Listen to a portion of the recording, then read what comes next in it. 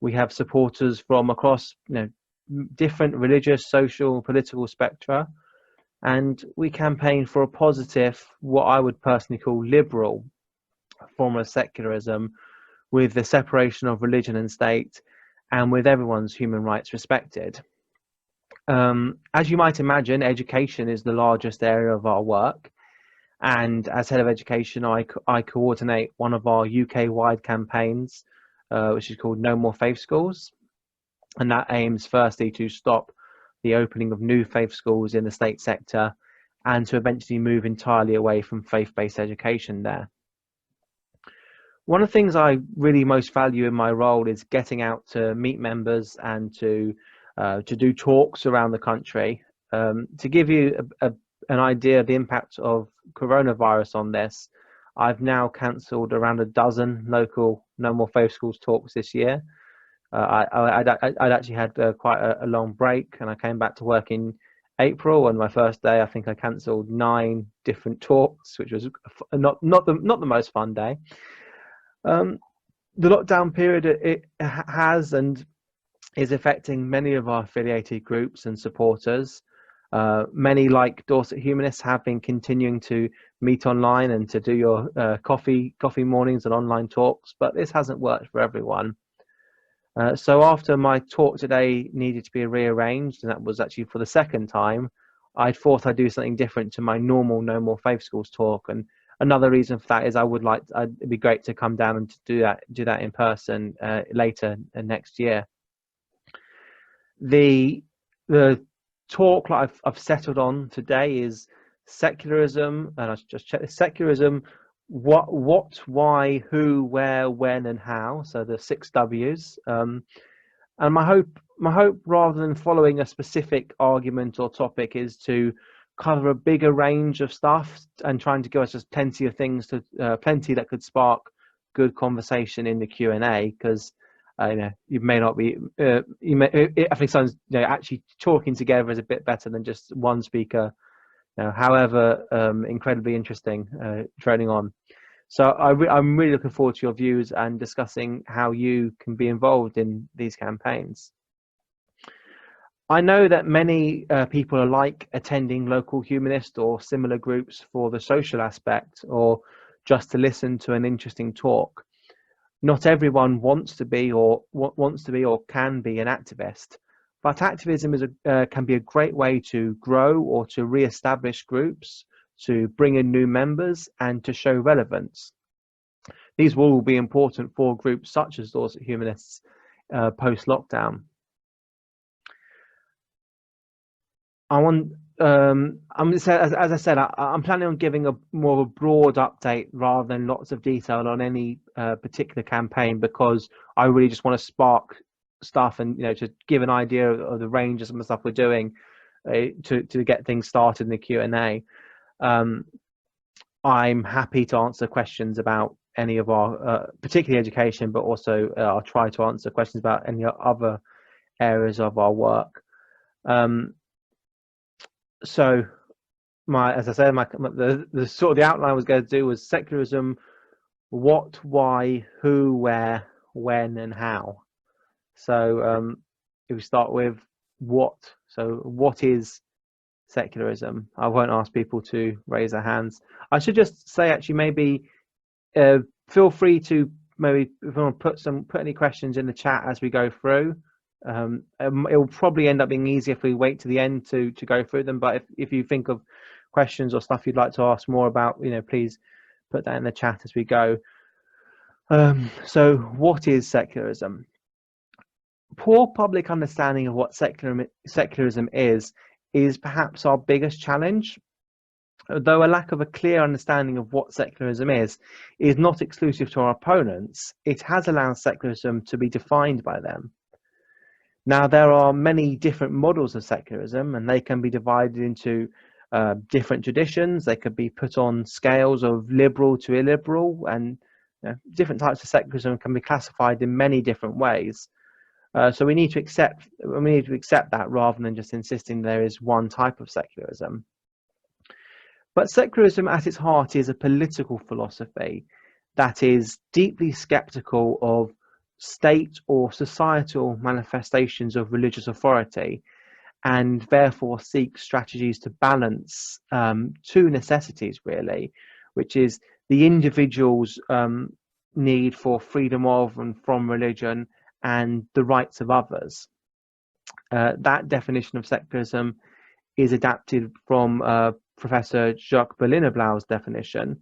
Berliner-Blau is a scholar of secularism and religion, and we look at his work in our free educational resources, which are called Exploring Secularism. And throughout this talk, I'm going to make some reference to our Exploring Secularism resources. These are free educational resources, primarily addressed at secondary school students, but that's of interest for anyone else who wants to know more about secularism.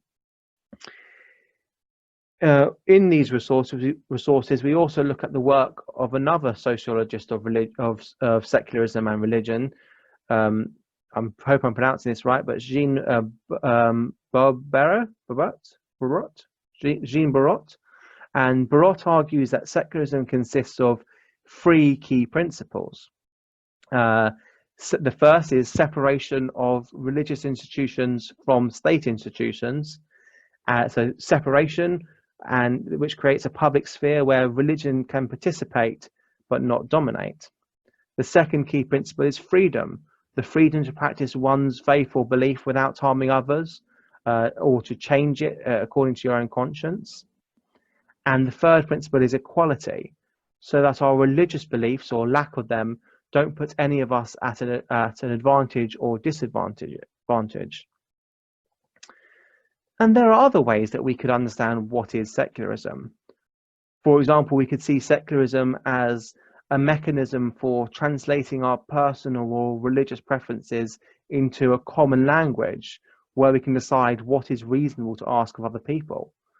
So imagine we had Tom, and Tom speaks the moral language of Christianity, and we have Sarah, and she speaks the moral language of Islam. And they want to, if they live together in a society, they want to make demands of each other, but they can't just simply say that's my religion says you should do this, or my religion says you should do this. They've got to translate their concerns into a common language. In our Exploring Secularism resources, we also quote President Obama on this, on the American President Obama on this theme. This is from a speech that then candidate Obama gave in, I think, 2008, where he says, "Democracy demands that the religiously motivated translate their concerns into universal rather than religion-specific values. It requires that their proposals be subject to argument and amenable to reason. I may be opposed to abortion for religious reasons, but if I seek to pass a law banning the practice, I cannot simply point to the teachings of my church or invoke God's will. I have to explain why abortion violates some principle that is accessible to people of all faiths, including those with no faith at all." So secularism is a defender and not a rival to pluralism. And to see an example of this, I like to point to libraries and other secular public services, especially. So I'm often discussing schools, and people say we have faith schools, and often it's useful to bring up examples where we don't have public services organised around faith. In fact, the majority of our public services are free from religious discrimination or privilege, and so show secularist principles in action. Those who want to impose religious specific values in public institutions don't like the idea of a secular neutrality. So they often veer between complaining that without a religious bias, schools or other institutions would be amoral wastelands, or they say that, if we don't impose atheism, then by default we're imposing. So if we don't impose religion, then by default we're imposing atheism or humanism. But if we think about the public services that we all value, it just simply isn't true. So a public library is not a morally neutral space, and secularism is not morally neutral. So a library's very existence is a moral decision, but a public library is morally non-partisan. So it's underpinned by values of equality, freedom of speech, and pluralism. But personal moral viewpoints aren't privileged. So, a librarian may morally object to the religious, political, or any other book that you pick up off the shelves, but they serve you equally. Similarly, in public, if we get to live together in public life, someone should be free to object to your religious or irreligious convictions, but that shouldn't mean that you're not treated equally before the law. Even in a library, if we continue the metaphor through, the religion and belief section doesn't tend to privilege a subject or specific views, treating it as just another area of interest within which different ideas and criticisms have their place. The pluralism of a library is about providing space for ideas, not propping up ideas that people aren't interested in. The freedom of choice value which underpins a library also means that if one book in the religion and belief section starts gathering dust and because people aren't interested in picking it up, we don't need to have a moral panic over that. Similarly, we don't need to have a moral panic over the decline or rise of any particular religion. We don't need if a book's not popular, we don't start debating how to sneak it into different sections or bundling it together with books that people actually want, so they have no choice but to pick it up. We don't start emptying out other sections of the library so there's less competition. If that book's not interesting or relevant to society of today, then publisher is welcome to bring out a new edition. We don't just have public libraries, though. From the continuing metaphor even further, we do have private and voluntary libraries, and again this mirrors secularist pluralism. So public libraries are organized around secular principles and allow freedom for but that still allows freedom for individuals to organize their own private libraries around whatever principles they like. So if you want to organize a library entirely around your personal religious interests or political beliefs or favorite TV shows, then have at it. Similarly, when we organize a shared society, the public realm, we need to organize that around being accessible to everyone, around shared principles. One of the inconvenient things for people arguing against secularism is how absurd it seems if you were to take a public service or institution that is secular and try and switch it to be organized around religion. So imagine if instead of faith schools we had faith public libraries, and a third of these were faith-based, and you could only go to them if you were of a particular religion, and that particular religion got to decide how they were organized. That just wouldn't make any sense. So moving on to the next of the W's, why? Why does secularism matter? And I would say as a movement, secularists have not always been effective at explaining why their cause matters and should matter to everyone regardless of their own beliefs. To some people, secularism therefore can appear as just a list of anti-religious complaints that they may agree or disagree with. To others, secularism can appear overly theoretical and divorced from their everyday practical concerns. Secularism, to some extent, why it's able to explain why secularism matters might be to an extent that secularism is a victim of its own success.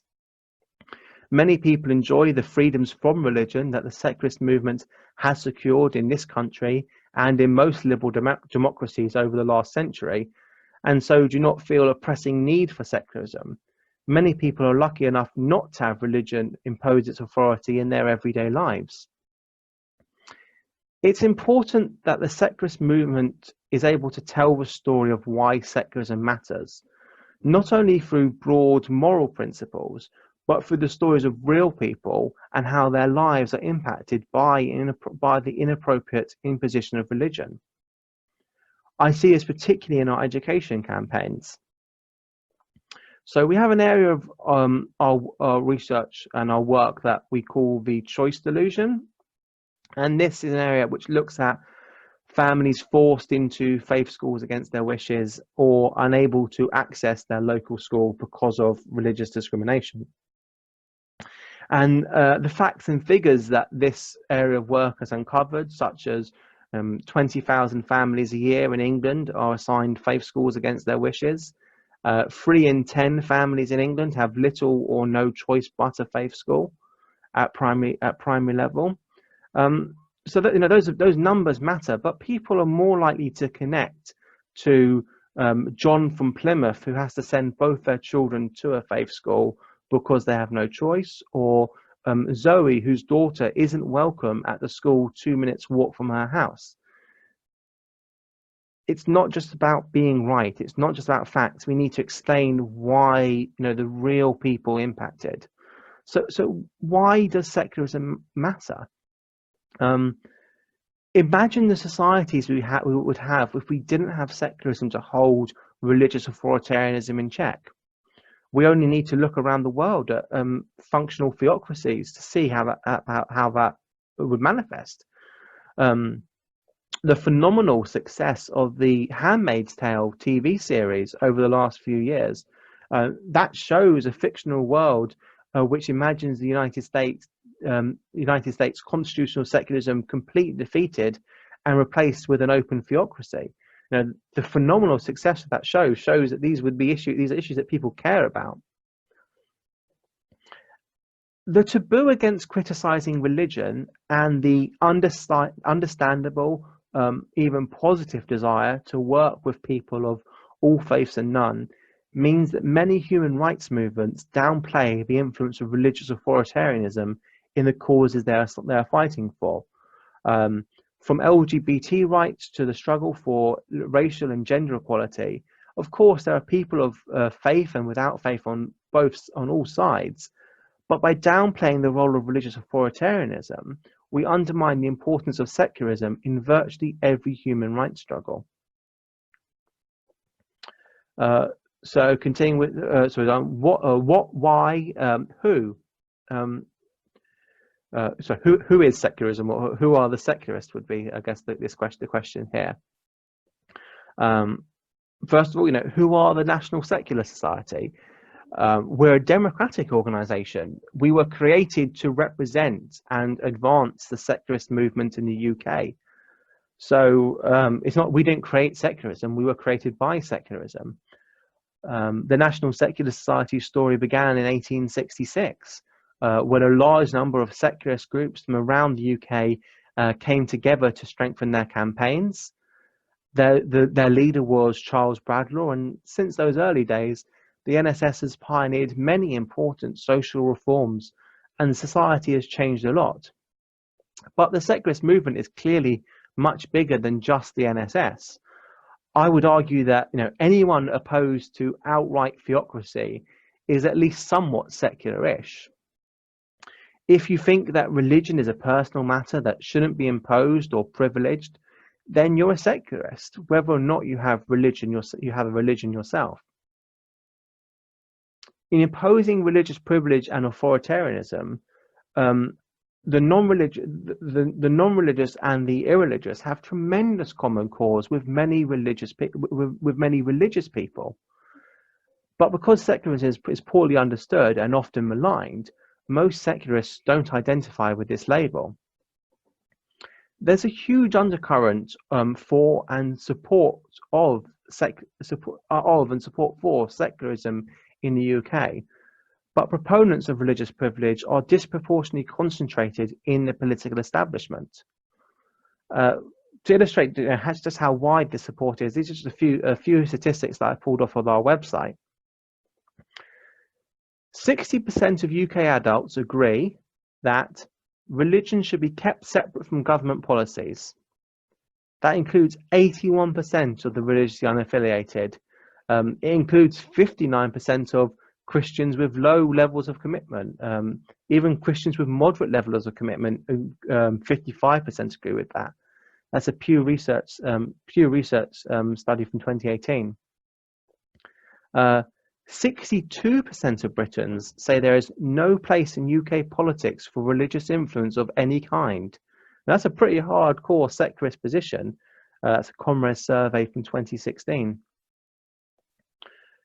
79% of Britons strongly agree or tend to agree that religion should not interfere in politics. So the government should not interfere in religion, and 92% of Britons think the law should apply to everyone equally, regardless of their personal religious beliefs. Those are both from Ipso Mori survey in 2012. 76% of people say that religious leaders should not influence how people vote in elections, and 71% of people say religious leaders should have no influence over the decisions of government. Again, that's a YouGov survey from 2012.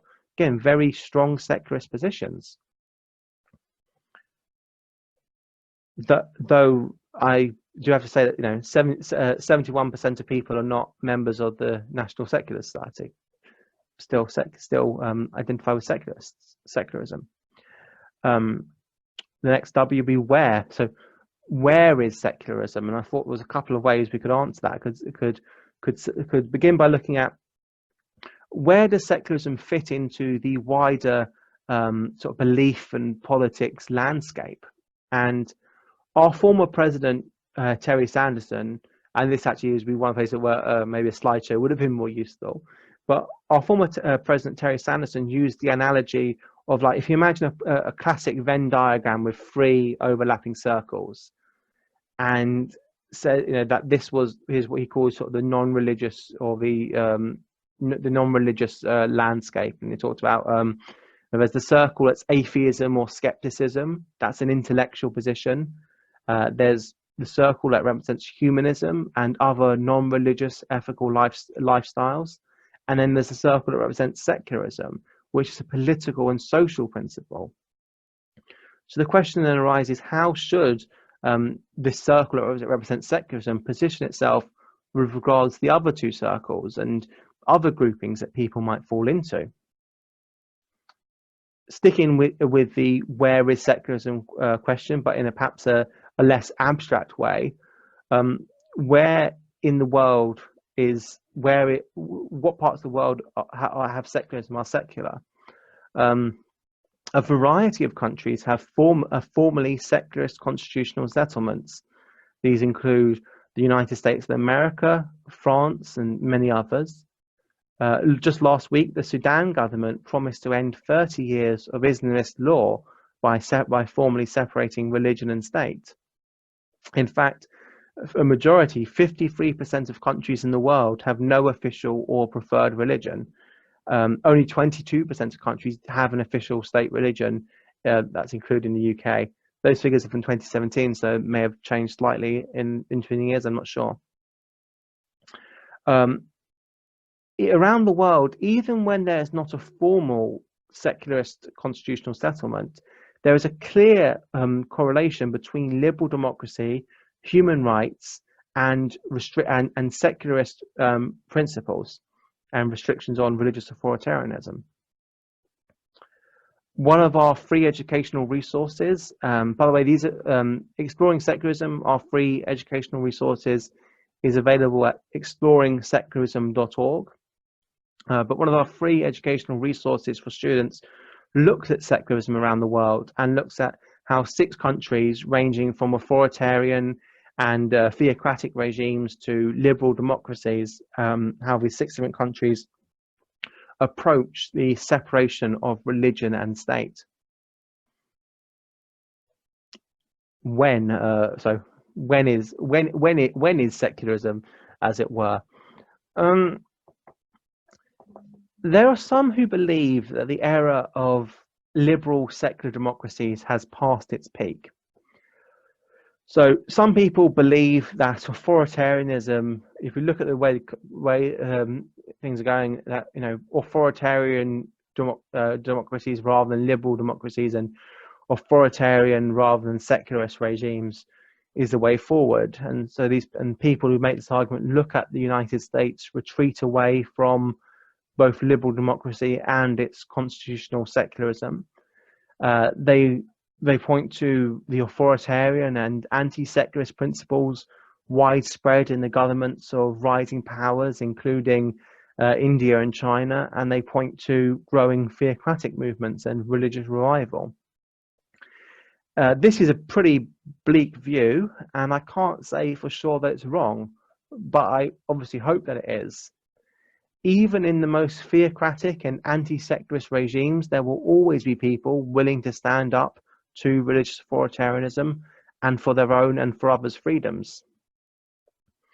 Nonetheless, the retreat from constitutional secularism, often, though not exclusively in the face of populism, in countries such as the United States, India and Turkey, to name just a few, is deeply concerning. The alternative positive view would be that now is the time for secularism. Faced with the damage done by populist wielding of religion as a weapon, many liberals may be rediscovering the value of separating religion and government. The United Kingdom has never been more religiously diverse or less religious. We have a national church which is in terminal decline, and those with no religion are they're set to be an ever-growing majority. And even many religious people pay little attention to the pronouncements of so-called faith leaders. As I said in Who Are the Secularists, it would be a great mistake to draw a simplistic correlation between rising irreligiosity and rising support for secularism, but some correlation is surely likely.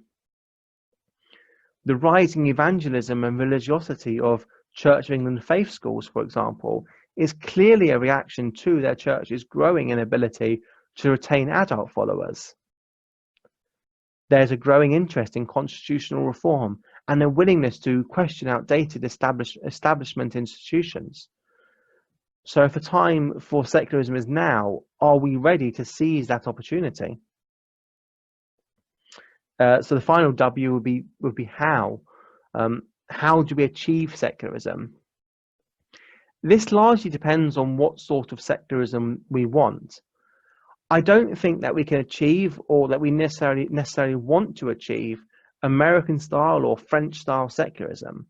I think we need to pursue a robust yet inclusive liberal form of secularism, in line with the secularist traditions that we have in the UK. A big question that the secularist movement has faced over the last few decades, and which other organisations have taken different approaches to, is whether we should seek to remove religious privilege or gain similar privileges for the non-religious, a so-called multi-faithist versus separate, or versus more clear secularist approach. The advantage of the latter approach is that it might make it easier to build alliances, but the disadvantage is that it risks entrenching religious privilege. The NSS was founded by an MP, Charles Bradlaugh, who was denied his seat in Parliament because he was an atheist. We've always seen Parliament as the route for constitutional change, but we can't allow our focus to be too narrow. We need to pursue other avenues to advance secularism, including legal challenges and mass social movements. We still have an established church in this country, and defenders of religious privilege are concentrated in positions of power. To challenge that power, we need a much more organised and broad secularist movement. We need to build and strengthen alliances with secularists, including those of all faiths and beliefs. We need to create a compelling shared narrative about the importance of secularism, not only in theoretical moral terms, but in terms that are directly relevant to people's lives. We need to think about all our campaigns, not only in terms of legislative changes sought, but social change. On every campaign issue, we need to think about how we can empower individuals and local groups. I wasn't planning on going into a huge amount of detail about any specific campaigns, because I wanted that to be left to it and driven by the Q&A. So if there's any specific campaigns you'd like to hear more about, or discuss ideas, or ask how you can get involved, I'm happy to talk about that.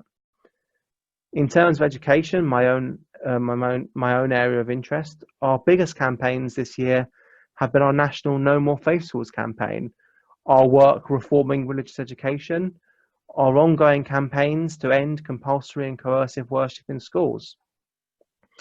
Challenging inappropriate evangelism in schools is another important area of our casework. We advise parents dealing with this issue very regularly. It may have slipped down the agenda a bit this year, but in recent years, we've done a lot of work challenging religious dogma in and restrictions on relationships and sex education. Issues of extremism and disregard for children's rights in independent religious schools, including unregistered faith schools, has been a growing issue over the years. And if we move away from just talking about education, freedom of expression is always a high priority. We are currently playing a leading role in the campaign in Scotland against ill-conceived parts of the new hate crimes and public order bill that will threaten free expression. Our campaigning work also includes protecting healthcare from unreasonable religious imposition. The formal constitutional separation of church and state is a long-running aim of ours, and this year we helped introduce a private members' bill in the House of Lords to end bishops' automatic seats there. You know, I think we're unique among actual democracies in terms of having clerics automatically appointed to our parliament. We've highlighted this year abuses by religious charities and campaigned against religious exemptions to animal welfare law. So, you know, it's a really wide range of issues that we work on. That brings me to the end of my talk. As I said at the beginning, this talk is different to my usual approach, because rather than talk about a specific issue, I've just tried to put loads of stuff out there to spark some discussion. And I'm happy to answer questions about anything that we've talked about, or about any area of our work. You know, as I said, my expertise, my focus is on education, but I'll do my best to answer any other questions about any other area of our work if you have them. I'm not sure if you want to. Do we want to do a pause, like for a pause for a few minutes? We don't normally.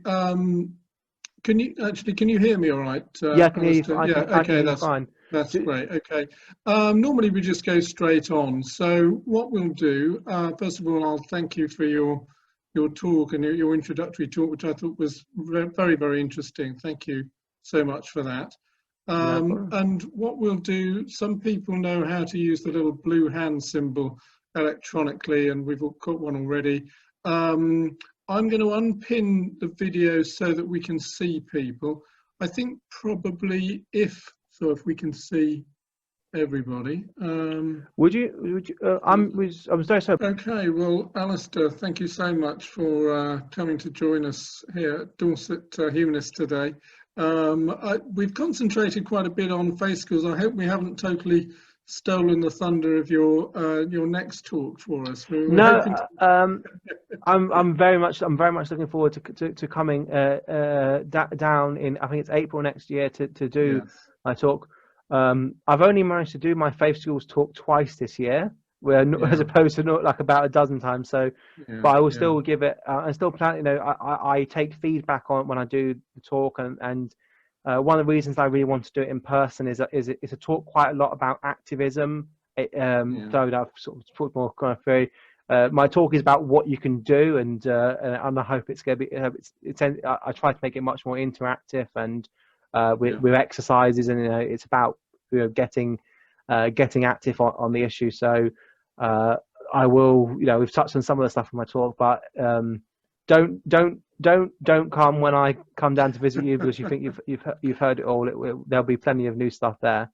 Yeah. Oh well, we very much hope that we'll be back to normal by April, and we do tend to get larger numbers coming to a real venue, so that'll be wonderful to invite you back in person next year, Alastair. So thank you very much again. If people would like to show your appreciation electronically or by raising your hands, that would all be very much appreciated. Okay. Thank you, Alastair. Thanks so much. Thank you again for inviting me. Sorry, I was a little late, but I had a really good time. Thank you No so much. problem, no problem. Well, best of luck for the next few months, and we'll be in touch. Cheers. What I'll do is I'll leave the meeting running for a little while, but if you need to go off, that's fine. But if you want to hang around and chat, that's fine as well. So thank you all very much for coming.